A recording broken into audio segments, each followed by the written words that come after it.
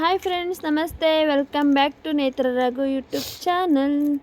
ಇದು Monday morning. Time already 5:30 ಆಗಿತ್ತು. ಆದರೆ 5:30ಗೇ ಎಷ್ಟು ಬೆಳಕಾಗಿತ್ತು ಗೊತ್ತಾ? ಇವಾಗಂತೂ ಟೈಮ್ ಎಷ್ಟು ಬೇಗ ಆಗುತ್ತೆ, ದಿನಗಳು ಎಷ್ಟು ಬೇಗ ಕಳೀತಿದೆ ಅಂತಲೇ ಗೊತ್ತಾಗ್ತಿಲ್ಲ. ಓಕೆ, ಬನ್ನಿ ಇವತ್ತಿನ ಡೇ ಸ್ಟಾರ್ಟ್ ಮಾಡೋಣ. ಇವತ್ತು ಮಂಡೇ ಮಾರ್ನಿಂಗ್. ನೈಟ್ ಏನು ಕೆಲಸ ಮಾಡಿರಲಿಲ್ಲ, ಅಡುಗೆ ಮನೆಯೆಲ್ಲ ಹಂಗೆ ಬಿಟ್ಟು ಮಲ್ಕೊಂಡ್ಬಿಟ್ಟಿದ್ದೆ, ಏನೂ ಕ್ಲೀನ್ ಮಾಡಿರಲಿಲ್ಲ. ಇವತ್ತಿಂದ ನಮ್ಮ ಪಾಪುಗೆ ಸ್ಕೂಲ್ ಸ್ಟಾರ್ಟ್ ಆಗ್ತಿದೆ, ಸೊ ಅದಕ್ಕೋಸ್ಕರ ಬೇಗ ಇದ್ದೆ. ರಜೆ ಇತ್ತು ಅಂತ ಇಷ್ಟು ದಿವಸ ಆರಾಮಾಗಿ 7:30ವರೆಗೂ ಮಲ್ಕೊತಿದ್ದೆ. ಬಟ್ ಇನ್ಮೇಲೆ ಹಾಗಾಗಲ್ಲ, ಯಾಕಂದರೆ ಅವಳಿಗೆ 8:20ಗೆ ಕ್ಲಾಸಸ್ ಇರುತ್ತೆ. ಅಷ್ಟರೊಳಗಡೆ ಅವಳನ್ನ ರೆಡಿ ಮಾಡಿ ಬಾಕ್ಸ್ ರೆಡಿ ಮಾಡಿ ಕಳಿಸ್ಕೊಡ್ಬೇಕು.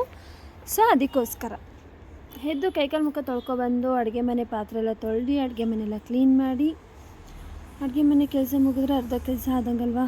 ಸೊ ಈಗ ನೆಕ್ಸ್ಟು ಕಸ ಗುಡಿಸಿ ಮನೆ ಒರೆಸ್ದೆ. ನಾನು ಮನೆ ಒರೆಸೋಷ್ಟರಲ್ಲಾಗಲೇ ರಘುವವರು ಎದ್ದು ಸ್ನಾನಕ್ಕೆ ಹೋಗಿದ್ರು. ಸರಿ, ಇವತ್ತು ಮಂಡೇ ಅಲ್ವಾ, ಎಲ್ಲ ಕ್ಲೀನ್ ಮಾಡಿಕೊಟ್ರೆ ಅಟ್ಲೀಸ್ಟ್ ಅವ್ರು ಪೂಜೆ ಮಾಡಿಬಿಟ್ಟು ಹೋಗ್ತಾರೆ ಅಂದ್ಬಿಟ್ಟು ಮನೆಯೆಲ್ಲ ಒರೆಸಿ ಬಾಗಿಲು ತೊಳೆದು ಬಾಗಿಲಿಗೆ ಅರಿಶಿನ ಕುಂಕುಮ ಇಟ್ಟು ರಂಗೋಲಿ ಬಿಟ್ಟು ಎಲ್ಲ ಕೆಲಸ ಮುಗಿಸ್ಕೊಂಡೆ. ಅವ್ರು ಅಷ್ಟರಲ್ಲಿ ಫ್ರೆಶಪ್ ಆಗಿ ಬಂದು ಪೂಜೆ ಮನೆಗೆ ಹೋದರು ಪೂಜೆ ಮಾಡ್ಕೊಳ್ಳೋಕ್ಕೆ.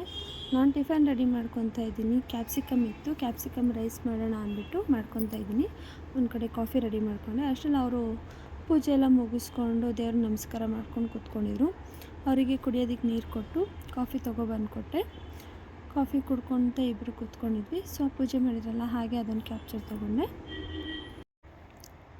ಕಾಫಿ ಕುಡ್ಕೊಂಡು ಅವ್ರ ಆಫೀಸ್ ಹತ್ರ ಹೋಗಿ ಬರ್ತೀನಿ ಅಂತ ಹೋದರು. ಅಷ್ಟರಲ್ಲಿ ನಾನು ನಮ್ಮ ಪಾಪನ ಎಬ್ಬಿಸಿ ಅವಳನ್ನ ಸ್ನಾನಕ್ಕೆ ಕಳಿಸ್ದೆ.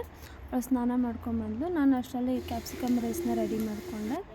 ಸ್ನಾನ ಮಾಡ್ಕೊಬಂದು ಪಾಪ ದೇವರಿಗೆ ನಮಸ್ಕಾರ ಆಗ್ತಿದ್ದಾಳೆ.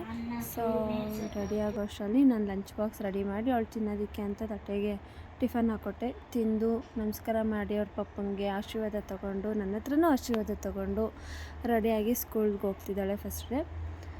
ಸೊ ಖುಷಿಯಾಗಿ ಹೋಗ್ತಿದ್ದಾಳೆ. ಇವತ್ತು ಹಾಫ್ ಡೇ ಇದೆ ಮತ್ತು ಕಲರ್ ಡ್ರೆಸ್ ಹಾಕ್ಕೊಂಡು ಹೋಗ್ತಿದ್ದಾಳೆ ಅಂತ ಫುಲ್ ಹ್ಯಾಪಿ ಮೇಡಮ್ ಅವರು.